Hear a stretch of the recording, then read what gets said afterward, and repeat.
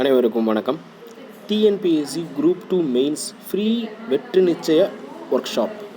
So இந்த work shop நீங்கள் கலந்துக்கிட்டிங்கன்னா group 2 mains exam வர்ற February 25 நடக்க போகுது. அந்த எக்ஸாமில் உங்களுக்கு கண்டிப்பாக இது ரொம்ப ரொம்ப யூஸ்ஃபுல்லாக இருக்கும். மெயின்ஸ் தேர்வில் கட்டாயமாக பார்த்தீங்கன்னா ஜெயிச்சே ஆகணும் அப்படிங்கிறதுக்கான சில முக்கிய வழிகளை நம்ம சொல்ல போகிறோம். டைம் மேனேஜ்மெண்ட், அதுக்கப்புறம் கட்டாய தமிழ் தேர்ச்சி, அந்த பேப்பர் 1ல் எப்படி 40% மேலே கண்டிப்பாக பெறலாம் அப்படிங்கிறத பற்றி பேச போகிறோம். பொது அறிவு ஜிஎஸ் பேப்பரில் பார்த்திங்கன்னா ஒவ்வொரு கொஸ்டினுக்கும் பார்த்திங்கன்னா கீவேர்டுன்னு இருக்கும். அந்த கீவேர்டு நம்ம எப்படி வைக்கிறது அப்படிங்கிறத பற்றி பேச போகிறோம்.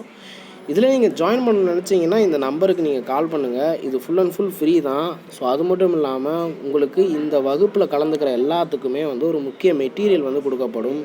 ஸோ ஜாயின் பண்ணுங்கள். இதில் பார்த்தீங்கன்னா முக்கியமாக பேசக்கூடியது யார் அப்படின்னு கேட்டால் திரு சரவணகுமரன் அவர்கள் ஐஆர்எஸ் 2004 பேட்சில் இருந்தவர் தான். ஸோ இவர் தான் உங்களுக்கு ஒரு உத்வேகம் கொடுக்க போகிறாரு. நிறைய டிப்ஸ் கொடுக்க போகிறாரு. இதனுடைய கோஆர்டினேட்டர் யார் அப்படின்னு கேட்டால் நான் தான், குபேந்திரன். என்னென்ன நடக்க போகுதுன்னு சொல்லிடுறேன். இது முழுக்க மதுரையில் மட்டும்தான் நடக்க போகுது. ஸோ ப்ரோக்ராம் பார்த்திங்கன்னா நாளைக்கு காலையில் 10:30 மணிக்கு ஸ்டார்ட் ஆயிரும். கோஆர்டினேட்டர்னால் அதுக்கப்புறம் பார்த்திங்கன்னா குரூப் 2 மெயின்ஸ் பற்றி மட்டும் தான் சொல்ல போகிறோம். ஓகே, மெயின்ஸ்னால் என்னென்ன நம்ம இது வரைக்கும் படிச்சிருக்கோம்.